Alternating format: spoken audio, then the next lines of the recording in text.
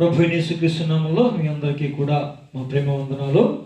దేవునికి స్తోత్రం. ఈనాటి నూతన సంవత్సర వాగ్దాన సందేశంలోనికి వెళ్ళిపోదాం. ఈనాటి ఈ సంవత్సరాంతపు వాగ్దాన సందేశము కొరకై పరిశుద్ధ గ్రంథమైన బైబిల్లో నుండి యెహెజ్కేలు గ్రంథము 36వ అధ్యాయము. యెహెజ్కేలు గ్రంథం 36వ అధ్యాయం 11వ వాక్యం. మీ మీద మనుషులను పశువులను విస్తరింపజేసేదను, అవి విస్తరించి అభివృద్ధి నొందును.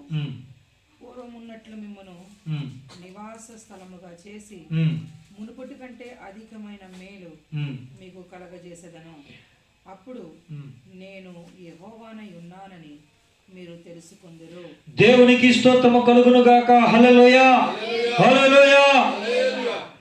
ఈ నూతన సంవత్సరానికి వాగ్దానం ఏంటంటే, సంఘానికి ఇచ్చిన వాగ్దానం ఏంటంటే, మునిపటి కంటే అధికమైన మేలు నేను మీకు కలుగజేసేదను. దేవునికి స్తోత్రం. హల్లెలూయా, హల్లెలూయా.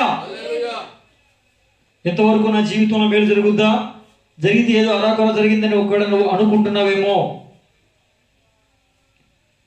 ఒక బలమైన కార్యం కోసం ఎదురు చూస్తూ ఉన్నావేమో. నీ జీవితంలో, నీ కుటుంబంలో ఒక గొప్ప ఆశ్చర్యకరమైన అద్భుత కార్యం కోసం నువ్వు ఎదురు చూస్తూ ఉండవచ్చు. ఇదిగో ఈ వాగ్దానం నీకోసమే ప్రభు మాట్లాడుతున్నారు. ఏంటంటే, మునిపటి కంటే అధికమైన మేలు నేను మీకు కలుగజేసేదను. దేవునికి స్తోత్రం. హల్లెలూయా, హల్లెలూయా. ప్రియమైన దేవుని బిడ్డలారా, ఇక ఈ అధికమైన మేలు ఏ విషయాల్లో కలగజేస్తారు, ఏ విధంగా కలగజేస్తారు అనేది త్వరగా మనం మాట్లాడుకుని ముగించేసుకుందాం. మొదటి మాట కొరకై సమూయేలు మొదటి గ్రంథం 2వ అధ్యాయం. సమూయేలు మొదటి గ్రంథం 2వ అధ్యాయం 10వ వచనం. సమూయేలు మొదటి గ్రంథం 2:10. యెహోవాతో వాదించువారు నాశనమగుదురు. పరమ మండలంలో నుండి ఆయన వారి పైన ఉరుము వలె గర్జించును.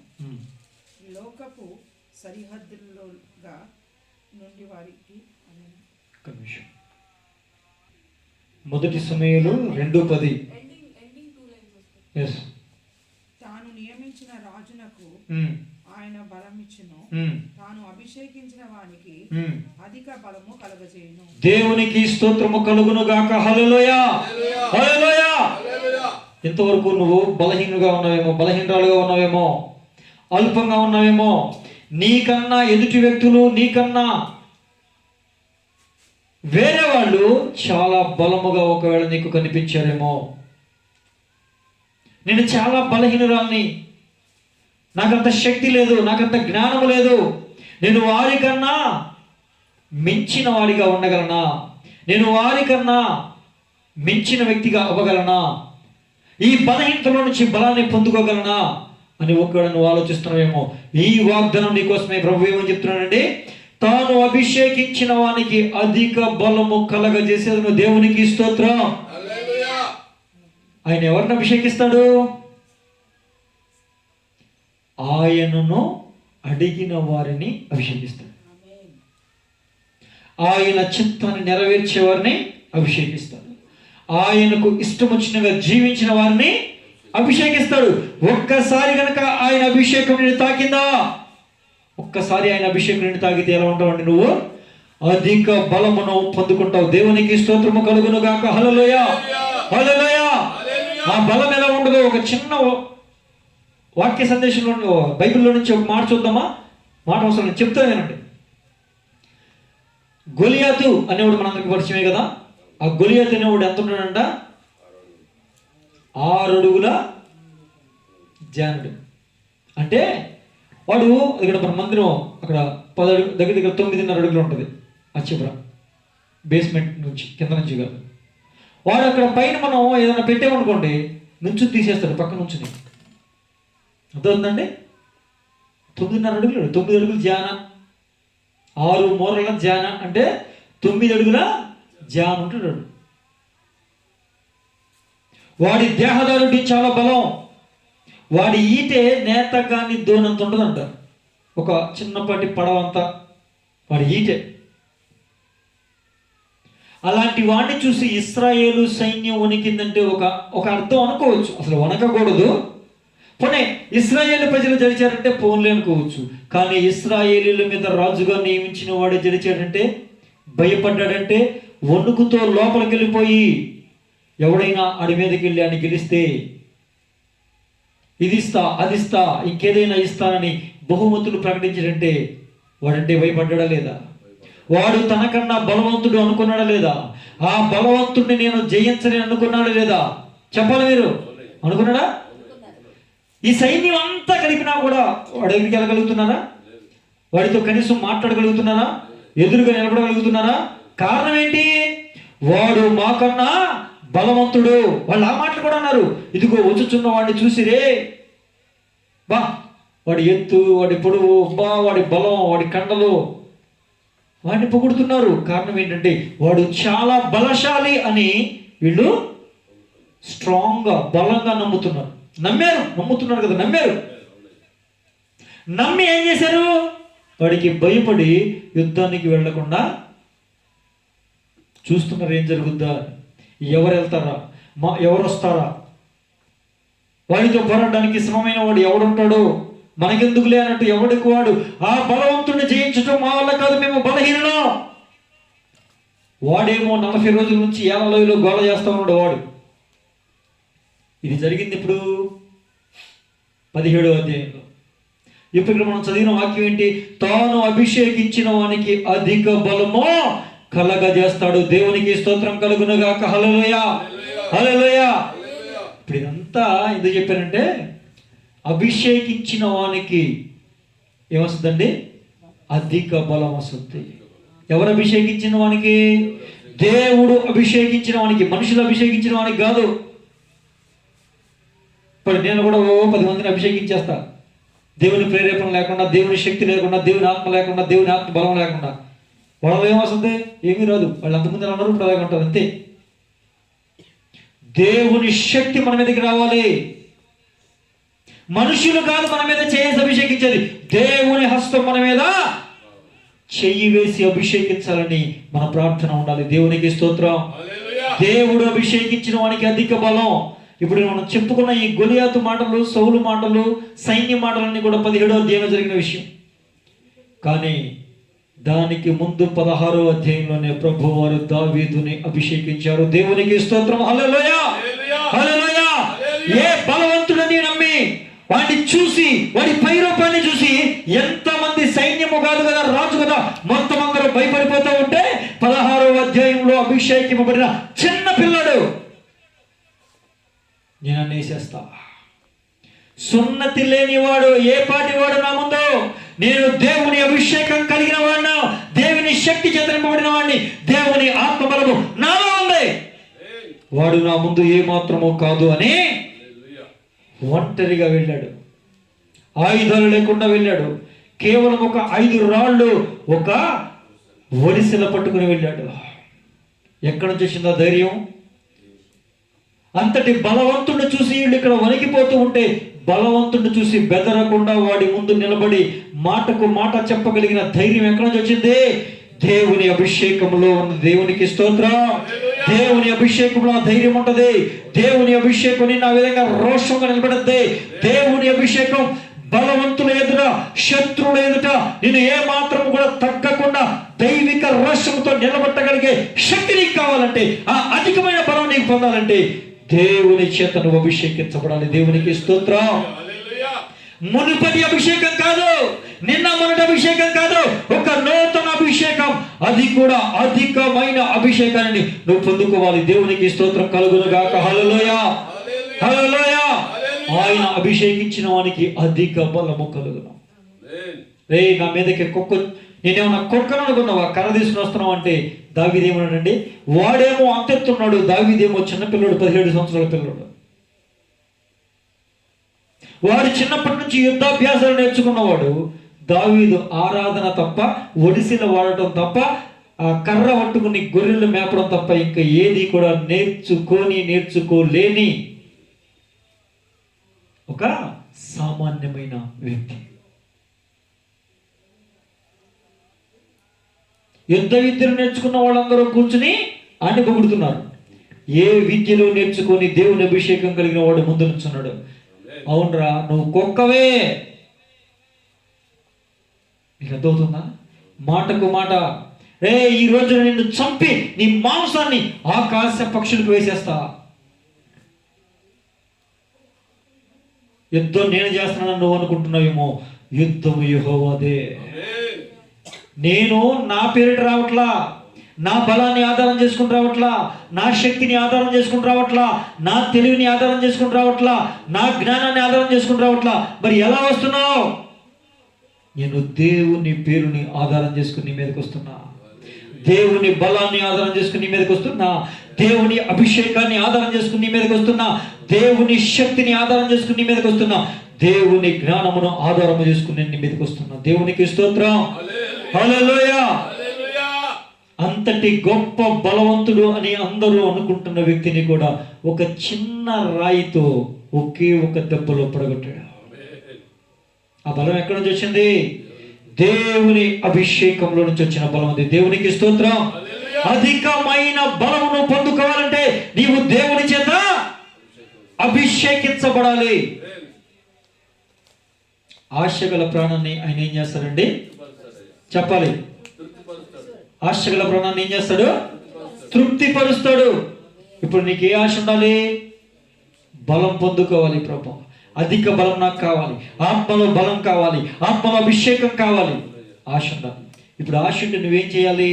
అయ్యా నాకు దయచేయి ప్రభువా, నాకు అభిషేకం కావాలి దయచేయి ప్రభువా, నాకు ఆత్మశక్తి కావాలి దయచేయి ప్రభువా, అధిక బలము నాకు కావాలి దయచేయి ప్రభువా. అపవాది అయిన శత్రువుని జయించగలిగిన శక్తివంతుడగినట్లుగా, శక్తిమంతురాలగినట్లుగా నాకు నీ అభిషేకము కావాలి అనే ఆశ నీలో ఉంటే ఆశ గల ప్రాణాన్ని ఆయన తృప్తిపరుస్తాడు. దేవునికి స్తోత్రం కలుగును గాక. హల్లెలూయా, హల్లెలూయా. మునిపటి కంటే అధికమైన మేలు నేను మీకు కలుగజేసేదను. మునిపటి కంటే అధికమైన అభిషేకాన్ని మీరు పొందుకుందురుగాక. మునిపటి కంటే అధికమైన ఆత్మ బలముతో శత్రువుతో పోరాడే శక్తిని మీరు పొందుకుందురుగాక. అతి అధికమైన బలమును ప్రభు తన అభిషేకము ద్వారా మీకు దయచేయునుగాక. దేవునికి స్తోత్రం, హల్లెలూయా. మరి దావీదు అంతటి గొప్ప కార్యం చేయడానికి అభిషేకం కారణం అని చెప్పుకున్నాం కదా. రెండోది కారణం ఏంటో చెప్పనా? దేవుడు దావీదుకి ఎలా ఉన్నాడు అంటే తోడుగా ఉన్నాడు, తోడుగా ఉన్నాడు. ఒక వ్యక్తికి దేవుడు తోడుగా ఉంటే, దేవుని అభిషేకం తోడుగా ఉంటే ఎలా ప్రభుత్వ తెలుసా? అంతకంతకు అంతకంతకు అంతకంతకు ఆయన అభివృద్ధి చెందుతూ వచ్చాడు. ఒకసారి ఆ వాక్యం చదవండి. దినవృత్తాంతాల మొదటి గ్రంథము 11వ అధ్యాయం. దినవృత్తాంతాల మొదటి గ్రంథం 11వ అధ్యాయం 9వ వచనం. అతనికి తోడై ఉండగా దావీదు ఈ ప్రకారము అంతకంతకు అధిక అగుచుండెను. దేవునికి స్తోత్రం కలుగును గాక. అంతకంతకు అధికమైన అభివృద్ధి, అంతకంతకు అధికమైన ఆశీర్వాదం దావీదుకి ఎలా కలిగిందండి?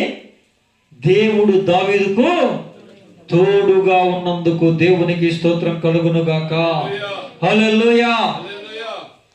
మనము మన కుటుంబాలు కూడా అంతకంతకు అంతకంతకు ఆశీర్వాదములు పొందుకుందుముగాక, అధికమైన ఆశీర్వాదాలు పొందుకుందుముగాక.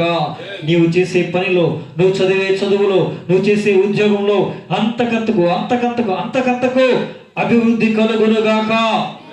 అదే విధముగా ఇదిగో ప్రభు వారి సంవత్సరం మన సంఘాన్ని క్రమక్రమంగా అంచెలంచెలుగా ప్రభు ఆశీర్వదించబోతూ ఉన్నాడు. దేవునికి స్తోత్రం, హల్లెలూయా, హల్లెలూయా. ఆయన ఆత్మలు అనే ఆశీర్వాదపు పంట మనం ఈ సంవత్సరం చూడబోతూ ఉన్నాం. హల్లెలూయా, దేవునికి స్తోత్రం, హల్లెలూయా. ఆయన ఎవరికి తోడుగా ఉంటాడో తెలుసా? సమస్త విషయాల్లో సుబుద్ధి కలిగిన వానికి తోడుగా ఉంటాడు. దావీదు సమస్త విషయంలో సుబుద్ధి కలిగి నడుచుకున్నాడు కనుక దేవుడు అతనికి తోడుగా ఉన్నాడు అని రాయబడింది. మనము కనుక సుబుద్ధి కలిగి జీవిస్తే, సుబుద్ధి కలిగి మనం నడుచుకుంటే దేవుడు మనకు తోడుగా ఉంటాడు. దేవుడు మనకు తోడుగా ఉంటే దేవుని అభిషేకాన్ని ఇస్తాడు. దేవుడు అభిషేకం ఇచ్చి దేవుడే మనకు తోడుగా ఉంటే జరిగే కార్యం ఏంటంటే అంతకంతకు అధికమైన ఆశీర్వాదము పొందుకోబోతున్నావు. మహిమలో నుంచి అధిక మహిమను పొందుకోబోతున్నావు. పరిశుద్ధతలో నుంచి అతి పరిశుద్ధతలోనికి నువ్వు అడుగు పెట్టబోతూ ఉన్నావు. నీ కుటుంబం కూడా అంతకంతకు ఆశీర్వాదములోనికి నడిపింపబడబోతూ ఉంది. దేవునికి స్తోత్రం. హల్లెలూయా, హల్లెలూయా. దేవునికి స్తోత్రం. ఇక నువ్వేమనుకుంటున్నావంటే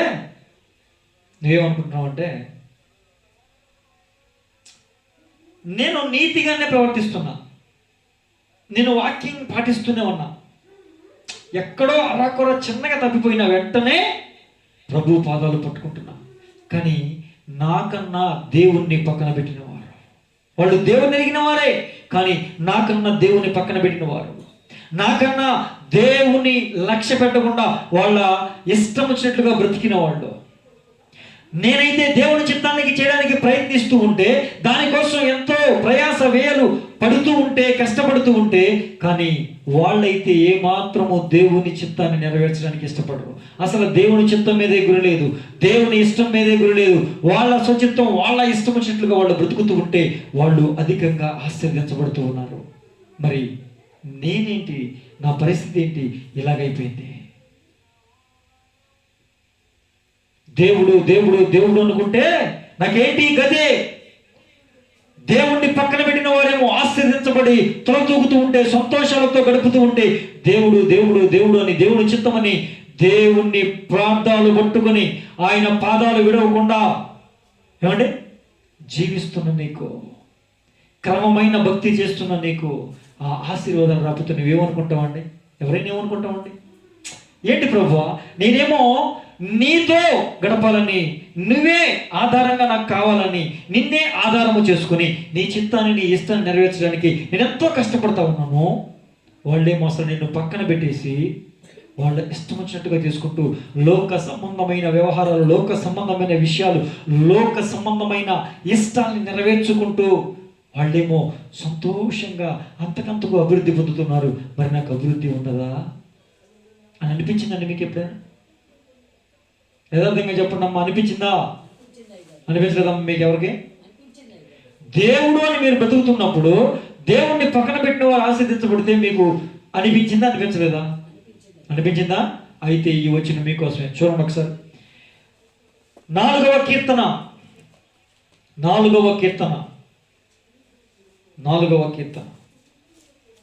7వ వచనం. విస్తరించిన వాటి కంటే నాతో సంతోషించుట కంటే, వారి ధాన్య ద్రాక్ష రసములు విస్తరించిన నాటి సంతోషము కంటే అధికమైన సంతోషము నీవు నీ హృదయములో కలిగి ఉందువు. దేవునికి స్తోత్రం. హల్లెలూయా, హల్లెలూయా. వారి ధాన్య ద్రాక్ష రసములు విస్తరించిన నాటి సంతోషము కంటే, అంటే ధాన్యము ద్రాక్ష రసం అంటే దాని అర్థం ఏంటంటే అన్ని రకాలుగా వాళ్ళ ఆశీర్వదించబడి, వాళ్ళ ఆశీర్వాదం విస్తరించబడుతూ ఉంది. నా ఆశీర్వాదం ఏమో ఎక్కడేసిన గొంగళ్ళలాగా అక్కడే ఉంది, అప్పుడప్పుడు వెనక్కిపోతూ ఉంది అని మీరు అనుకుంటున్నారు కదా. అయితే వాళ్ళ సంతోషము కంటే నీ సంతోషమో అధికమవుతుందంట. అసలు వారు ఎవరు? వారి ధాన్య ద్రాక్ష రసములు అన్నాడు కదా. అంటే ఎవరు వాళ్ళు అనేది ఆ పై వచనంలో రాశాడు. వాళ్ళు ఎవరంటే గౌరవాన్ని అవమానంగా మార్చేవాళ్ళు. గౌరవాన్ని ఎలా మారుస్తారండి? వాళ్ళు అవమానంగా మారుస్తారు. వాళ్ళు వ్యర్థమైన దాన్ని ప్రేమిస్తారు. నువ్వేమో దేవుని చిత్తాన్ని ప్రేమిస్తే, దేవుని ఇష్టాన్ని ప్రేమిస్తే, దేవుని వాక్యాన్ని ప్రేమిస్తే, వాళ్ళు నీవు దేవుని సన్నిధిని ప్రేమిస్తే, వాళ్ళు దేన్ని ప్రేమిస్తారండి? వ్యర్థమైన దానిని ప్రేమించేవారు. నీవేమో నీతిగా నిజాయితీగా బ్రతకడానికి 10 అబద్ధాలు మాట్లాడి నీవు తగ్గించుకుంటూ అబద్ధాలను మానేసుకుంటూ వస్తుంటే, వాళ్ళేమో అబద్ధమైన వాటిని వెతుకుతారు. నిజమైన వాటిని వెతకడానికి ఏమో నువ్వు ప్రయత్నం చేస్తున్నావు, సత్యాన్ని వెతకడానికి నువ్వు ప్రయత్నం చేస్తున్నావు, అబద్ధమైన వాటిని వెతకడానికి వాళ్ళు ప్రయత్నం చేస్తున్నారు. అంటే అర్థం ఏంటంటే సత్యమైనది ఏదండి? వాక్యమే సత్యం, వాక్యమే యేసయ్య. ఏది సత్యం? ఈ వాక్యాన్ని నమ్ముకుంటే, ఈ వాక్యం నడిచినట్లుగా మనం చేస్తే సర్వసత్యంలోకి నడిపిస్తుంది. ఆ సర్వసత్యంలోనికి నడిపించిన తర్వాత మనల్ని నిత్యము ఎల్లప్పుడూ యుగయుగములు జీవించి ఆ పరలోక రాజ్యాన్ని చేర్చి అక్కడ సంతోషాలు మనకి కలిగేలాగా చేస్తుంది. మనం ఏది వెతుకుతున్నాం? ఏది సత్యం, ఏది నిజం, ఏ విధంగా చేస్తే దేవుడు సంతోషిస్తాడు. సత్యమైన మార్గాన్ని నువ్వు వెతుకుతూ ఉంటే అబద్ధమైన మార్గాన్ని వాళ్ళు వెతుకుతున్నారు. అబద్ధం అంటే ఏంటండి? ఈ లోక సంతోషాలు. నిజమా అబద్ధమా? ఎంతకాలం ఉంటాయి? డబ్బులుంటే ఉంటాయి, డబ్బులు లేకపోతే సంతోషం ఉంటుందా? నీతో ఉన్న నీ వాళ్ళే డబ్బులుంటే నీతో ఉంటారా? ఉంటారు. సరిగ్గా వినాలి. డబ్బులుంటే ఉండరా మనీతో ఎవరు? మరి అది నేను చెప్పింది. అది డబ్బులుంటే నీతో ఉంటారు, డబ్బులు లేవు అనుకో ఏం చేస్తారు? అంటే ఈ లోక సంబంధమైన స్నేహాలు కానీ, మనుషులు కానీ, బంధాలు కానీ, బాంధవ్యాలు కానీ, సుఖభోగాలు కానీ, ఇవన్నీ కూడా ఈ లోక సంబంధమైన సంతోషాలన్నీ కూడా అబద్ధమా నిజమా? ఎల్లకాలం ఉండేయా? తాత్కాలికమైనవా? కొంతకాలం ఉండే ఈ అబద్ధమైన వాటినేమో వాళ్ళు వెతుకుతున్నారు. ఎవరు వాళ్ళు? నువ్వు ఇందాక అనుకున్నావే వాళ్ళేమో అంతకంతకు అభివృద్ధి పొందుతున్నారు, నా బతుకు ఇలాగ ఉందని వాళ్ళు. నువ్వేమో సత్యాన్ని వెతుకుతున్నావు, వాళ్ళేమో అబద్ధాన్ని వెతుకుతున్నారు. నువ్వేమో పరలోకాన్ని వెతుకుతున్నావు, వాళ్ళు లోక సంబంధమైన సంతోషాలు మాత్రమే వెతుకుతున్నారు. అర్థమైందండి? నువ్వేమో దేవుని భయం కలిగి చేస్తున్న చిన్న చిన్న తప్పులు, పొరపాట్లు, పాపాలన్నీ కూడా సరిదిద్దుకుంటూ బ్రతకడానికి ఇష్టపడుతున్నావు. వాళ్ళు ఏం చేస్తారంట? దేవుని భయం లేకుండా పాపం చేయడానికి ఇష్టపడుతున్నారు. పాపం చేస్తున్నారు. ఇప్పుడు వాళ్ళకి నీకు తేడా ఉందా లేదా? చెప్పాలి. ఉందా? దేవునికి స్తోత్రం. వారి ధాన్య ద్రాక్ష రసములు విస్తరించిన నాటి సంతోషము కంటే అధికమైన సంతోషం దేవుడు మీకు కలుగు చేయబోతున్నాడు. హల్లెలూయా, హల్లెలూయా. దేవునికి స్తోత్రం. అంటే వాళ్ళకంటే అధికమైన సంతోషం మీకు కలగబోతుందా లేదా? కలగబోతుందా లేదా? నమ్ముతున్నారా? విశ్వసించుట నీ వంతైతే కార్యము చేయట దేవుని వంతు. నువ్వు నమ్ము, నా మహిమను చూస్తావు. అంతేక వారికంటే అధికమైన ఆశీర్వాదం దేవుడు నీకు ఇవ్వబోతూ ఉన్నాడు. వారికంటే అధికమైన అభివృద్ధి దేవుడు నీకు కలగజేయబోతూ ఉన్నాడు. వారికంటే ఉన్నతమైన స్థితిలో ప్రభు నిన్ను నిలబెట్టబోతూ ఉన్నాడు. వారికంటే అధికమైన ఆశీర్వాదాలతో ప్రభువు నిన్ను, నీ కుటుంబాన్ని ఆశీర్వదించబోతూ ఉన్నాడు. దేవునికి స్తోత్రం కలుగును గాక. హల్లెలూయా, హల్లెలూయా. దేవునికి స్తోత్రం. అధికమైన బలం. రెండోది ఏంటంటే అధికమైన సంతోషం. ఇక నీ దుఃఖము నాట్యముగా మార్చబడబోతూ ఉంది. నీ ఏడుపు కొట్టివేయబడబోతూ ఉంది. నీ కన్నీరు సంతోషముగా మార్చబడబోతూ ఉంది. దేవునికి స్తోత్రం కలుగును గాక. హల్లెలూయా, హల్లెలూయా. ఎందుకో తెలుసా? నీ కన్నీరు ఆయన యొద్దకు చేరింది. నీ జీవిత విధానం తెలుసు, వాళ్ళ జీవిత విధానం తెలుసు. దేవుడు అన్యాయస్తుడు కాదు. ఖచ్చితంగా దేవుడు వారి కంటే నిన్ను అధికముగా ఆశీర్వదించబోతున్నాడు. దేవుడు నీ కుటుంబాన్ని వారి కంటే అధికంగా ఆశీర్వదించబోతున్నాడు. దేవుడు నీ పట్ల ఉన్నతమైన ప్రణాళిక కలిగి ఉన్నాడు.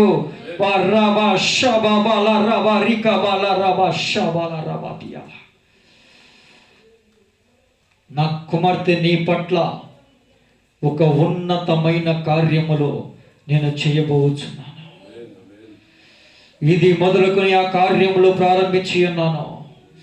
అధికమైన సంతోషం, అధికమైన ఆశీర్వాదం, అధికమైన అభివృద్ధి, అధికమైన నింపుదల, అధికమైన ఆత్మశక్తి, అధికమైన ఆత్మ బలం నేను నీకు దయచేయబోచున్నాను.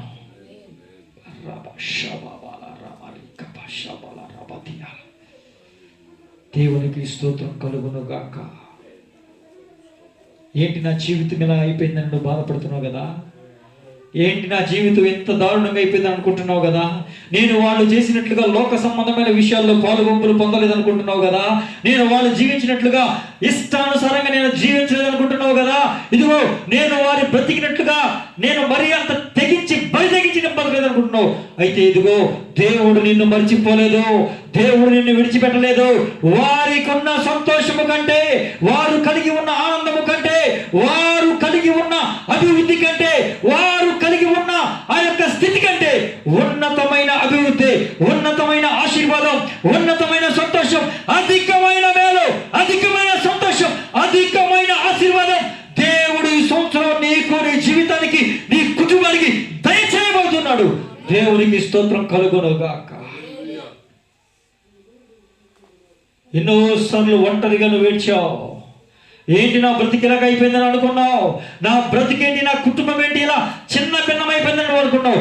దేవుడు నీతో మాట్లాడుతున్న మాట ఒకటే, వారి కంటే అధికమైన సంతోషం దేవుడు నీకు ఇవ్వబోతూ ఉన్నాడు. అధికమైన ఆశీర్వాదం దేవుడు నీకు ఇవ్వబోతూ ఉన్నాడు. అధికమైన నవ్వును నీకు, నీ కుటుంబానికి ప్రభు దయచేయబోతూ ఉన్నాడు. దేవునికి స్తోత్రం. హల్లెలూయా, హల్లెలూయా. వాళ్ళు ఏదో అనుకుంటారు, వీళ్ళు ఏదో అనుకుంటారని ఎన్నోసార్లు నువ్వు దుఃఖపడిన దుఃఖాన్ని దేవుడు చూశాడు. నీ కన్నీటిని ప్రభువు చూశాడు. నీ మానసిక క్షోభను ప్రభువు చూశాడు. దేవుడు అన్యాయస్తుడు కాదు. లోకానుసారంగా ఇష్టం వచ్చినట్లుగా బ్రతికిన వాళ్ళే అంతలాగా సంతోషిస్తే అవన్నీ వద్దనుకుని, అవి దేవునికి విరోధం అనుకుని దేవుని కొరకు నిలబడిన నీకు దేవుడు చెయ్యడా? ఈ సంవత్సరం అధికమైన ఆశీర్వాదం కలగజేయబోతున్నాడు. అధికమైన మేలు మీకు కలగజేయబోతూ ఉన్నాడు. అది ఎలా ఉంటుందంటే, మునిపటి కంటే అధికమైన మేలు, మునిపటి కంటే అధికమైన ఆశీర్వాదం, మునిపటి కంటే అధికమైన సంతోషం. ఎంతగానో అప్పుడప్పుడు మాత్రమే సంతోషించే వ్యక్తివి నువ్వు, అప్పుడప్పుడు మాత్రమే ఆనందించే వ్యక్తివి నువ్వు, అప్పుడప్పుడు మాత్రమే నువ్వు నవ్వుతూ ఉండే వ్యక్తివి. మిగతా సమయం అంతా నీకు కన్నీరే, దుఃఖమే, వేదనే. ఇదిగో కన్నీటిని కొట్టివేయబోతూ ఉన్నాడు, వేదనను తుడిచివేయబోతూ ఉన్నాడు, నీ దుఃఖాన్ని సమాప్తము చేయబోతూ ఉన్నాడు, నీ నోటి నిండా నవ్వుంచబోతూ ఉన్నాడు. నీ జీవితంలో ఆశీర్వాదాల పంట ఇదిగో ఈ సంవత్సరం చూడబోతూ ఉన్నావు. దేవునికి స్తోత్రము కలుగునుగాక. హల్లెలూయా, హల్లెలూయా, హల్లెలూయా. దేవునికి స్తోత్రం.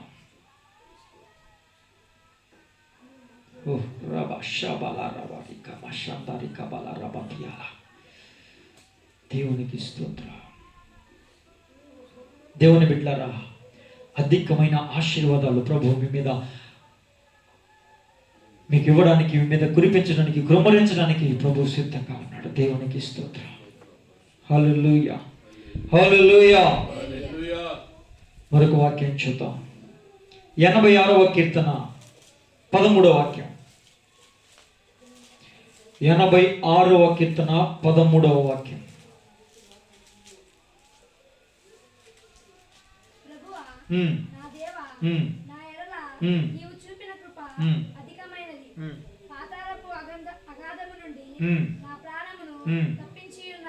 దేవునికి స్తోత్రము కలుగునుగాక. హల్లెలూయా. ఏమంటే అప్పుడప్పుడు చిన్న చిన్న కృప పొందుకుంటేనే, అయ్యా నీ కృపకై స్తోత్రం అయ్యా, నువ్వు చూపిన కృపకై స్తోత్రం అయ్యా, అయ్యా నువ్వు నా మీద కలిగి ఉన్న ఇదిగో ఈ దయకై, జాలికై, ప్రేమకై నీకు స్తోత్రం అంటున్నావు కదా. ఇది చిన్న చిన్న కృప పొందుకుని. అయితే ప్రభు ఈ సంవత్సరం ఏం మాట్లాడుతున్నారు తెలుసా? మునుపటి పొందుకున్న కృప కాదు, మునుపు కలిగి ఉన్న కృప కాదు, మునుపు అనుభవించిన కృప కాదు, మరి ఏంటంట? అధికమైన కృప నీ మీద విస్తారముగా కుమ్మరించబోతూ ఉన్నాడు. దేవునికి స్తోత్రం కలుగునుగాక. హల్లెలూయా. అధికమైన కృప. కృపే చాలా గొప్పది, కృపే చాలా ఎక్కువ అనుకుంటే ఇప్పుడు ఎలాగంటే అధికమైన కృప. ఇక ఆ కృపలో నువ్వు తడిచి ముద్దైపోతావు, మునిగిపోతావు. ఆ ఆశీర్వాదాలు, ఆ కృప నువ్వు అనుభవించి ఇక ఆయన్ని స్తుతించకుండా ఉండలేవు. దేవునికి స్తోత్రము కలుగును గాక. హల్లెలూయా, హల్లెలూయా. దేవునికి స్తోత్రం. ప్రియమైన దేవుని బిడ్డలారా, అందుకే ఆయన అంటాడు, కీర్తన 31:19 అంటాడు, ఆయన యందు భయభక్తులు కలిగి ఉన్న వారికి ఆ కొరకు ఆయన దాచి ఉంచిన మేలు ఎంతో గొప్పదే. దేవుని భయం నీకుంది కాబట్టి లోకానుసారంగా నువ్వు జీవించలా. దేవుని భయం నీకుంది కాబట్టి నీ ఇష్టానుసారంగా నువ్వు బ్రతకలా. ఆ భయం నువ్వు కలిగి ఉన్నావు గనుక ఆయన నీ కొరకు దాచి ఉంచిన మేలు ఎంతో గొప్పది. ఆ మేలు ప్రభు ఈ సంవత్సరం నీకు దయచేయబోతూ ఉన్నాడు. ఆ మేలు ఈ సంవత్సరం ప్రభు నీకు దయచేయబోతూ ఉన్నాడు. ఆ మేలు ఈ సంవత్సరం ప్రభు నీ కుటుంబంలో దయచేయబోతూ ఉన్నాడు. దేవునికి స్తోత్రం. హల్లెలూయా. చాలా మంది వాళ్ళని వీళ్ళని ఆశ్రయించారు, ఆ మనుషుల్ని ఈ మనుషుల్ని ఆశ్రయించారు. ఇదిగో వాళ్ళ దగ్గరికి వెళ్తే నాకు సహాయం దొరుకుద్ది, వీళ్ళ దగ్గరికి వెళ్తే సహాయం దొరుకుద్ది, ఈ పని అవ్వాలంటే వీళ్ళ దగ్గరికి వెళ్తే పని అవుద్ది అని నువ్వు వాళ్ళ వైపు వీళ్ళ వైపు చూడాల. కొంతమంది ఇందాక చెప్పిన కోవా వారి ధాన్య ద్రాక్షరసములు, వారు ఎలాంటి వాళ్ళు అంటే మనుషుల మీద ఆధారపడిన వాళ్ళు. వాళ్ళ సొంత జ్ఞానం తెలివితేటలు ఉపయోగించి వాళ్ళు ఆ విధంగా సంతోషంగా ఉన్నవాళ్ళు. కానీ నువ్వు అలాంటి వ్యక్తివి కాదు. నువ్వు అలాంటి వ్యక్తివి కాదు. మనుష్యులను నువ్వు ఆశ్రయించలా. మరి ఎవరిని ఆశ్రయించావు? మహోన్నతుడైన దేవుణ్ణి నువ్వు ఆశ్రయించావు. ఆయన్ని నువ్వు ఆశ్రయంగా చేసుకున్నావు, ఆయన్ని నువ్వు ఆధారంగా చేసుకున్నావు. అందుకే ఆయన అంటున్నాడు, నన్ను ఆశ్రయించిన వారి ఎడల నేను దాచి ఉంచిన మేలు ఎంతో గొప్పది. దేవునికి స్తోత్రం. హల్లెలూయా, హల్లెలూయా. నువ్వు అనుకుంటున్నావేమో, అయ్యా నేను ఎలా జీవించానో నీకు తెలియదా, నా ఇష్టాన్ని చంపుకున్నా నీకు తెలియదా, నేను లోకానుసారంగా జీవించలేదు నీకు తెలియదా, అయితే నాకేంటి ప్రభు ఈ బ్రతుకు, ఇష్టానుసారంగా లోకానుసారంగా ఇష్టం వచ్చినట్లుగా ప్రవర్తించిన వాళ్ళేమో సంతోషంగా ఉన్నారు, ఆనందాలతో ఉన్నారు. నా బ్రతుకేంటి ప్రభు ఇలాగుంది, నా జీవితం ఏంటి ప్రభు ఇలా ఉంది, నా కుటుంబం ఏంటి ప్రభు ఇలాగైపోయింది అని నువ్వు బాధపడుతున్నావు కదా. ఇదిగో దేవుడు అంటున్న మాట ఏంటి తెలుసా? నువ్వు మనుషుల్ని ఆధారం చేసుకున్న వ్యక్తివి కాదు, నువ్వు మనుషుల్ని ఆశ్రయించిన వ్యక్తివి కాదు. నువ్వు ఏ కష్టం వచ్చినా, ఏ బాధ వచ్చినా, నీకు ఏ జరగాలన్నా నువ్వు దేవుని మీద ఆధారపడే వ్యక్తివి, దేవుణ్ణి మాత్రమే ఆశ్రయించే వ్యక్తివి, దేవుడే ఆశ్రయ దుర్గముగా నువ్వు చేసుకున్న వ్యక్తి కనుక ఆయన అంటున్నాడు, బిడ్డ నేను మర్చిపోయాను అనుకుంటున్నావా, నీ స్థితిని మర్చిపోయాను అనుకుంటున్నావా, ఇదిగో నువ్వు నా మీద ఆధారపడినటువంటి ఆ స్థితిని నేను మర్చిపోయాను అనుకుంటున్నావా, నీవు నా మీదే ఆనుకున్న విషయాన్ని నేను మర్చిపోయాను అనుకుంటున్నావా, నీవు మనుష్యులను ఆశ్రయించకుండా నన్ను ఆశ్రయించే సంగతి నేను మర్చిపోయాను అనుకుంటున్నావా? మర్చిపోలా. నేను నీ కోసం ఏం దాచి ఉంచానో తెలుసా? అధికమైన మేలు నేను నీకు దాచి ఉంచాను, అధికమైన ఆశీర్వాదం నేను నీకు దాచి ఉంచాను, అధికమైన సంతోషం నేను నీకు దాచి ఉంచాను, అధికమైన కృప నేను నీ మీద కృమ్మరించబోతూ ఉన్నాను. ఇవన్నీ నేను సిద్ధం చేశాను నాన్న. బిడ్డ నువ్వెందుకు భయపడుతున్నావు, నువ్వెందుకు బాధపడుతున్నావు, నువ్వెందుకు దుఃఖిస్తున్నావు? నేను నిన్ను మరిచిపోలేదు నాన్న, నేను నిన్ను మరిచిపోలా, నేను నిన్ను విడిచిపోలా. అధికమైన కృప నీ మీద కృపరించబోతూ ఉన్నా, అధికమైన సంతోషం నీకు దయచేయబోతూ ఉన్నా, అధికమైన మేలు నేను నీకోసం దాచి ఉంచా. అందరికంటే అధికమైన ఆత్మ బలమును, ఆత్మశక్తిని నేను నీకు ఇవ్వబోతూ ఉన్నా. దేవునికి స్తోత్రం కలుగునుగాక. నీవు అల్పమైన వ్యక్తివి కాదు, అల్పమైన వ్యక్తివి కాదు. ఒకవేళ నిన్ను అందరూ కూడా చిన్న చూపు చూడొచ్చు, ఒకవేళ నిన్ను అందరూ కూడా ఏమండి ఆశ్రయించుకోవచ్చు, ఒకవేళ అందరూ కూడా నిన్ను తోలనాడొచ్చు, ఒకవేళ విలువ లేని వ్యక్తిగా నిన్ను చూసుండొచ్చు, కానీ నా దృష్టిలో నువ్వు చాలా గొప్ప వ్యక్తివి నాన్న, నా దృష్టిలో నువ్వు చాలా ఉన్నతమైన వ్యక్తివి నాన్న. నా దృష్టి నీ మీద నిలిపి ఉన్నాను. నేనే ఈ కార్యములన్నీ కూడా నీ పట్ల చేయబోచున్నాను. దేవునికి స్తోత్రం. హల్లెలూయా, హల్లెలూయా, హల్లెలూయా. ప్రియమైన దేవుని బిడ్డలారా, అధికమైన బలం ఎవరి మీద ఇస్తారో తెలుసా? ఇందాక చెప్పుకున్నాగా, విరోధుల మీద. ఎవరు విరోధులు? సాతాను సంబంధులు మనకి విరోధులు. వాళ్ళకన్నా అధికమైన బలం. సాతాను సంబంధులు అంటే ఎలాగవుతారండి వాళ్ళు? సాతాను సంబంధులు దేవుని ఇష్టాన్ని కాకుండా వాళ్ళ శుచిత్వం చేసుకునే వాళ్ళు సాతాను సంబంధులు. వాళ్ళకంటే అధికమైన బలం నేను నీకు ఇవ్వబోతూ ఉన్నా. దేవునికి స్తోత్రం. హల్లెలూయా, హల్లెలూయా. ప్రియమైన దేవుని బిడ్డలారా, అధికమైన కృప నీ కొరకు ఆయన దాచి ఉంచాడు. అధికమైన ఆశీర్వాదం దాచి ఉంచాడు. అధికమైన మేలు దాచి ఉంచాడు. అధికమైనటువంటి సంతోషం దాచి ఉంచాడు.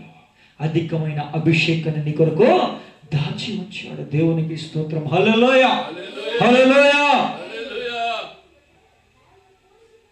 మరొక విషయం, 119వ కీర్తన 53వ వాక్యాన్ని కనుక మనం ఒకసారి చూస్తే, 119వ కీర్తన 53. హల్లెలూయా. నీ ధర్మశాస్త్రమును విడిచి నడుచుచున్న భక్తిహీనులను చూడగా నాకు అధిక రోషం పుట్టుచున్నది. దేవునికి స్తోత్రం.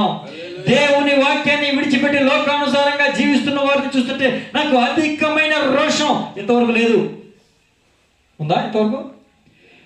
వాక్యానికి విరుద్ధంగా వాళ్ళు ఇష్టమైనట్టు చేసుకుంటున్నారు. వాళ్ళని చూసి వాళ్ళేంటి వాక్యాన్ని విడిచిపెట్టి పెడుతున్నారు, అయినా వాళ్ళకి సంతోషం ఉంది అనుకున్నాను తప్ప ఒక రోషం కలిగి నేను లేను. మీరున్నారా?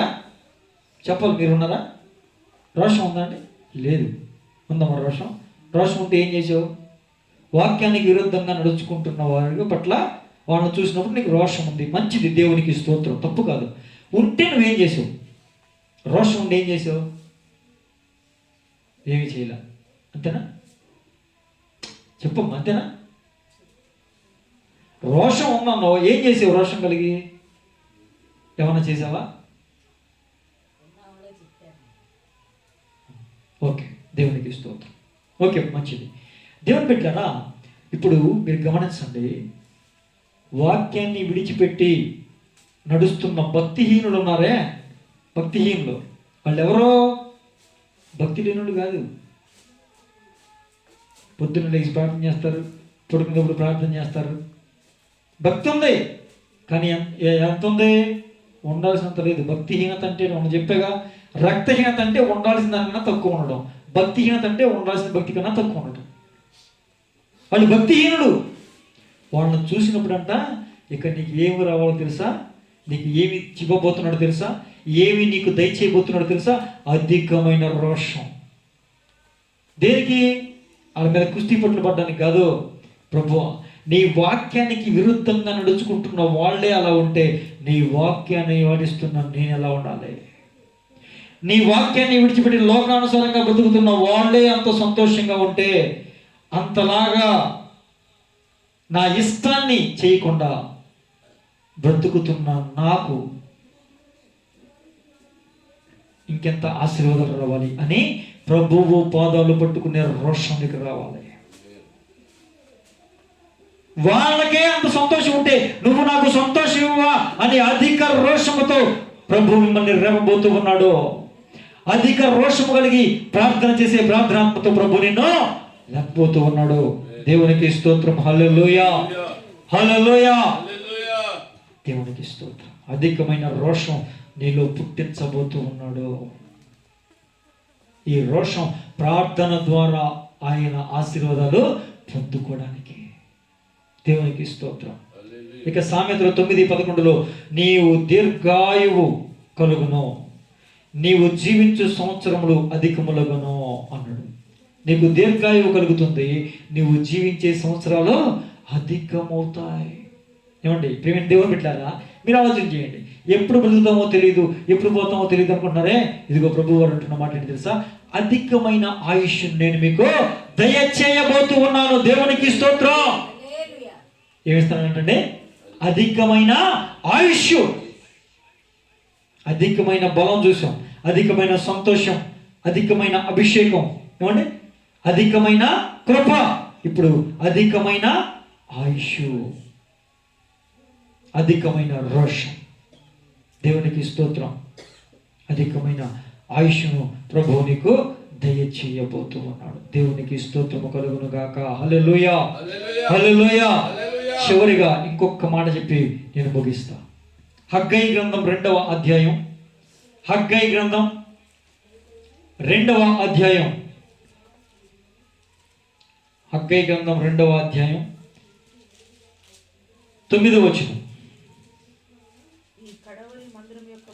ఈ కడవరి మందిరము యొక్క మహిమ మునుపటి మందిరము యొక్క మహిమను మించును.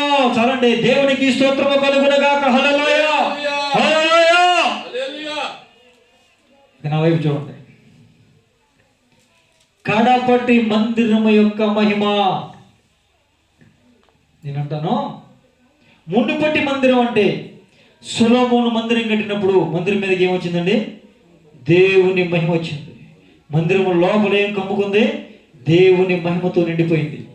మందిరం అంతా దేవుని మహిమతో నిండిపోయింది కదా. యాజకులు కూడా మందిరంలోనికి వెళ్ళలేకపోయిరి. అంత శక్తి, దైవిక శక్తి, దేవుని శక్తి ఆ మందిరము మీద, మందిరము లోపల ఆవరించబడింది. అవునా? నేను అంటున్నాను, దేవుడి సంవత్సరం ఈ అధికమైన మేలు నేను మీకు మునుపటి కంటే అధికమైన మేలు కలగజేస్తానని చెప్తున్నాడే. దేవుడు మన సంఘానికి ఇచ్చిన వాగ్దానం ఏంటో తెలుసా? ఈ మాట ఇప్పటి వరకు చెప్పిందంతా నీ జీవితానికి, నీ కుటుంబానికి. ఈ మాట మన సంఘానికి, దేవునికి స్తోత్రం. సొలొమోను కట్టిన మందిరము ఏ విధంగా మహిమతో నింపబడిందో, అల్పులమైన మన చేత ప్రభువు కట్టించిన ఈ మందిరము ఆ మహిమ కంటే అధికమైన మహిమతో ప్రభువు నింపబోతూ ఉన్నాడు. మందిరము మీద మహిమ ఉంది, మందిరములో మహిమ ఉంది, మందిరము మీద దేవుని వెలుగు, మందిరము నిండా దేవుని మహిమ ఇది ప్రజ్వరిల్లబోతూ ఉంది. ఈ మందిరములో అడుగు పెట్టిన ప్రతి ఒక్కరూ దైవికమైన శక్తిని అనుభవించుదురుగాక. అనుభవించబోతూ ఉన్నారు. దైవికమైన విడుదలలు, దైవికమైన స్వస్థతలు, దైవికమైన కార్యాలు ఈ మందిరంలో జరగబోతూ ఉన్నాయి. మునుపటి మందిరపు మహిమ, కడపటి మందిరపు మహిమ మునుపటి మందిరం యొక్క మహిమను మించును. దేవునికి స్తోత్రం. మన మందిరాన్ని ప్రభు అతి రీతిగా మునుపటి మందిరము కంటే అధికమైన మహిమతో నింపునుగాక. నింపబోతూ ఉన్నాడు. దేవునికి స్తోత్రం. మోషే మండుచున్న పొద దూరంగా ఉండి చూసి ఇది ఏమిటా అని దగ్గరకు వచ్చాడా? వస్తే అక్కడ ఏం అనుభవించాడండి? ఏం విన్నాడు? దేవుని స్వరాన్ని విన్నాడు. ఏమి అనుభవించాడు? దేవుని సన్నిధిని అనుభవించాడు. ఇదిగో నేను మాట్లాడుతున్న మాట ఏంటి తెలుసా? మన మందిరం మీద మండుచున్న పొద మీదకి దిగి వచ్చిన దహించు అగ్ని మన మందిరం మీద ఉన్నాడు. మన మందిరం మీద ఉన్నాడు. ఈ చుట్టుపక్కల ఇలా వెళ్తున్న వారందరూ కూడా ఈ మందిరం వైపు చూసినప్పుడు మండుచున్న దహించు అగ్ని వాళ్ళని ఆకర్షించి ఇక్కడికి తీసుకురాబోతూ ఉన్నాడు. ఒక్కసారి ఇక్కడికి వచ్చాక వాళ్ళకి ఏమి వినిపిస్తుందండి? దేవుని స్వరం. వాళ్ళు ఏం అనుభవిస్తారండి? దేవుని సన్నిధి, ప్రసన్నత. దేవునికి స్తోత్రం. అది ఈ 2025 సంవత్సరంలో జరగబోతూ ఉంది. 2026 జనవరి 1 రోజు ఇదే ఇక్కడ ఒక గొప్ప సాక్ష్యంగా మనం వినబోతూ ఉన్నాం. దేవునికి స్తోత్రం. హల్లెలూయా, హల్లెలూయా. అంతటి అధికమైన మహిమను ప్రభువు మన మందిరమును నింపుతున్నందుకు దేవునికి స్తోత్రాలు చెల్లిద్దాం. ఆమేన్. దేవునికి స్తోత్రం. ప్రియమైన దేవుని బిడ్డలారా, మునిపటి కంటే అధికమైన మేలు మీకు కలుగజేస్తాను అని ప్రభు ఈ సంవత్సరం వాగ్దానం మనకి ఇచ్చారు. ఆ అధికమైన మేలు ఏ విధంగా కలుగుతుంది? మేలు కలగడం అంటే అనేక రకాలుగా జరగచ్చు. అయితే ఏ రకంగా మేలు జరుగుతుంది అనే విషయాలు, కొన్ని విషయాలు ప్రభు మనతో మాట్లాడి ఉండగా ప్రార్థన చేసుకుందాం. ఆయన మాట్లాడిన మాటలను మనం ప్రార్థన పూర్వకంగా స్వతంత్రించుకుందాం. దేవుడు మన పట్ల, మన కుటుంబం పట్ల, మన సంఘం పట్ల అధికమైన మేలులతో నింపునుగాక, దయచేయునుగాక. అధికమైన ఆశీర్వాదాలు మన పట్ల, మన కుటుంబం పట్ల, మన సంఘం పట్ల జరిగించునుగాక. ఆయన ఇచ్చిన వాగ్దానములన్నీ కూడా, మాట్లాడిన ప్రతి మాట కూడా ఈ 2025 సంవత్సరం నెరవేర్చబడునుగాక. ప్రార్థన చేసుకుందాం బిడ్డలారా.